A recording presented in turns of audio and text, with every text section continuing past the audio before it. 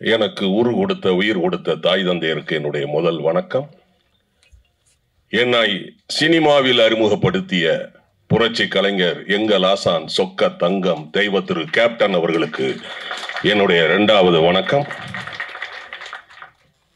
இங்கு வருகை தந்திருக்கும் உங்கள் அனைவருக்கும், முக்கியமாக மேடையில் வீற்றிருக்கும் சினிமா ஜாம்பவான்கள், என்னுடைய பிலிம் இன்ஸ்டிடியூட் சீனியர் அண்ணன் ஆர்வி உதயகுமார் அவர்களுக்கும், அண்ணன் ஆர்கே செல்வமணி அண்ணன் அவர்களுக்கும், மற்றும் சக கலைஞர்கள், திரைப்பட டெக்னீஷியன், மேடையில் வீட்டிருக்கும் உங்கள் அனைவருக்கும், மற்றும் மேடையில் முன்னால் இருக்கும் பத்திரிகை, தொலைக்காட்சி, ஊடக நண்பர்களுக்கும், மற்றும் திரைப்பட ரசிகர்கள் உங்கள் அனைவருக்கும் என்னுடைய மூன்றாவது வணக்கம்.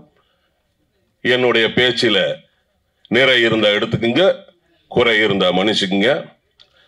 வள்ளுவன் அவர் சொன்னாரு, இயக்குனர் இதுக்கு முன்னாடி சொன்னாரு, இந்த நாட்டிற்கோ இந்த தேசத்திற்கோ துரோகம் செஞ்சால் அவனை கொன்னா கூட அது தர்மம் அப்படின்னாரு. கண்டென்ட் உங்களுக்கு கொடுத்துட்றேன். அப்போ செப்டம்பர் 27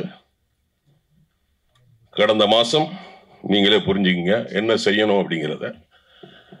வள்ளுவன் இயக்குனரா எனக்கு ரொம்ப வருஷமாவே தெரியும். நான் சினிமாவுக்கு வந்து கிட்டத்தட்ட 40 வருஷம் ஆச்சு. நடிக்க ஆரம்பிச்சது ரமணா தான் என்னுடைய முதல் படம். கேப்டன் அவர்களால் அறிமுகப்படுத்தப்பட்டேன். இந்த படத்தை அவருடைய இயக்குனர், நான் அதுக்கு முன்னாடியே துணை இயக்குனரா இணை இயக்குனரா இருக்கும்போது அவர் படங்கள்ல நான் வேலை செஞ்சிருக்கிறேன். அந்த அறிமுகத்தில் ஆஸ் யூஷுவல் இதுலயும் வந்து ஒரு போலீஸ் கமிஷனர் கேரக்டர் தான். கரெக்டா ஆகஸ்ட் 25, 2023 அன்னைக்கு அவர் கூப்பிட்டாரு. நான் சொல்லிட்டேன் நான் வரமாட்டேன் அப்படின்னு. இல்லை நீங்க கண்டிப்பா வந்து நடிக்கணும் அப்படின்னு. ஆகஸ்ட் 25 கேப்டன் பிறந்த நாள் அன்னைக்கு 2023.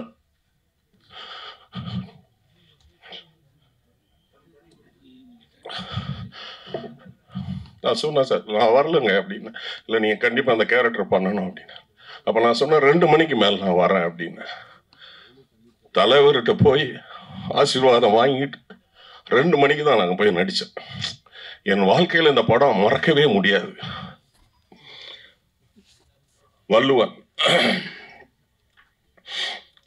அருமையான, எல்லாரும் சொன்ன மாதிரி ஒரு தமிழ் டைட்டில். அதோட இயக்குனருக்கு என்னுடைய வாழ்த்துக்கள், மற்றும் இசையமைப்பாளர் அஸ்வத் அவர்களுக்கும் என்னுடைய வாழ்த்துக்கள், டெக்னீஷியன் அனைவருக்கும் என்னுடைய வாழ்த்துக்கள். சினிமா அப்படின்னா தெரியும், ஏன்னா நாங்கள் தியரி படிச்சிருக்கோம் பிலிம் இன்ஸ்டிடியூட்ல. சினிமா அப்படிங்கிறதுக்கு அர்த்தம் வந்து கேமரா. 1839 வருஷம் கண்டுபிடிக்கப்பட்டது இந்த சினிமா. 1878 மறு உருவம் வந்தது இந்த சினிமாவுக்கு.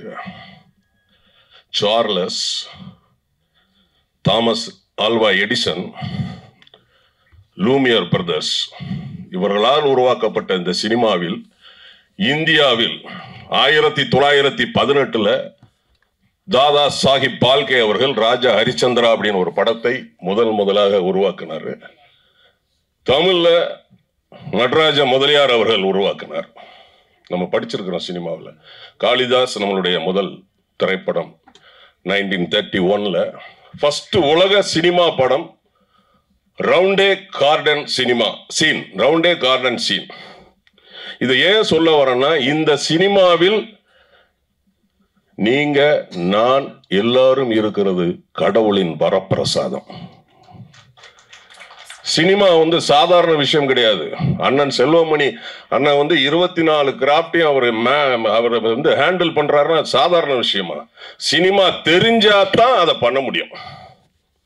அதை பண்றார் அண்ணன் செல்வமணி அவர்களும் சரி, இயக்குனர் சங்க தலைவர் அண்ணன் ஆர்வி உதயகுமார் ஆகட்டும், அப்புறம் இயக்குனர் அண்ணன் பேரரசு அவர்கள் நான் நிறைய படங்கள் பண்ணா கூட இனிய ஈஸியா கொண்டு போய் சேர்த்து விட்டது வந்து அண்ணன் படம் தான், திருப்பாச்சி தான். பேசாம ஊருக்கு வந்தமா போனமா இல்லாம வீணா எங்க ஊரு கோயில் விஷயத்துல தலைவரி எங்க ஆத்தாளுக்கு ஒரு ஆளை வெட்டுறது ஒண்ணுதான், 10 ஆடை வெட்டுறது ஒண்ணுதான் அப்படின்னு ஒரு அருமையான ஒரு படத்தை எனக்கு கொடுத்து அதுக்கு பிறகுதான் நான் நிறைய படங்கள் நடிக்க ஆரம்பிச்சேன்.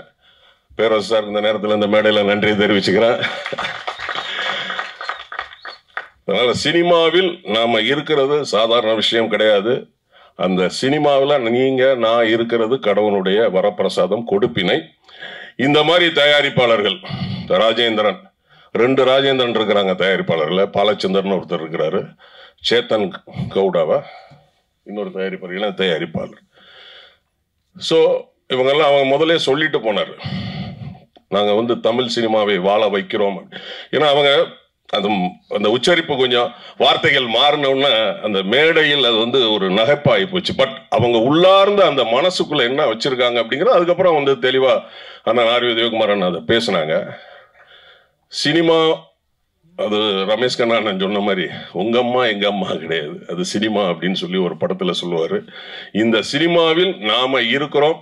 இந்த சினிமாவில் நம்மளுடைய சங்கர் சார் இயக்குனர் அவர்கள் மீண்டும் மீண்டும் நீங்க படம் கொடுக்கணும். அதே போல தயாரிப்பாளர்களும் நீங்களும் மீண்டும் மீண்டும் இந்த படங்கள் எடுக்கணும்.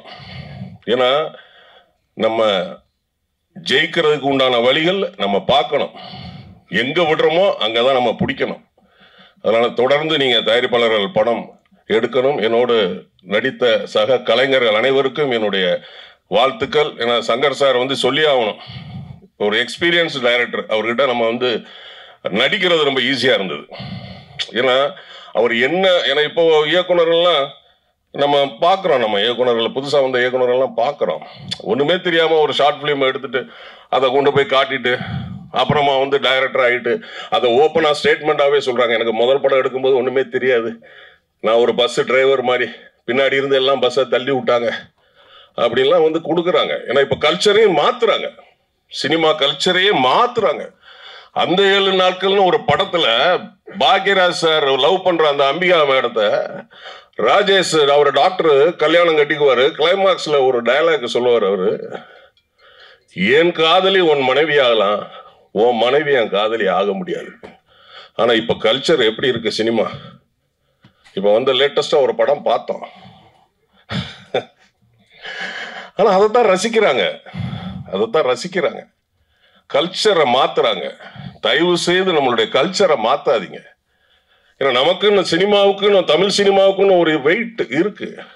அதனாலதான் இப்ப வந்து படங்கள்லாம் காந்தாரா மாதிரி வேற மாதிரி லெவல்ல ஓடிக்கிட்டு இருக்கு. தமிழ் சினிமா ஏன் அப்படி பாதிப்பு ஆகுது அப்படின்னா இந்த மாதிரி கதைகள், இந்த மாதிரி கலாச்சார சீரழிவு தான். தயவு செய்து தயாரிப்பாளர்கள் நம்மளுடைய கல்ச்சரை பேஸ் பண்ணி படம் எடுக்கணும்னு கேட்டுக்கிறேன். என்னுடைய பேச்சில் நிறைய இருந்தா எடுத்துக்கங்க, குறை இருந்தா மன்னிச்சுங்க. நன்றி, வணக்கம்.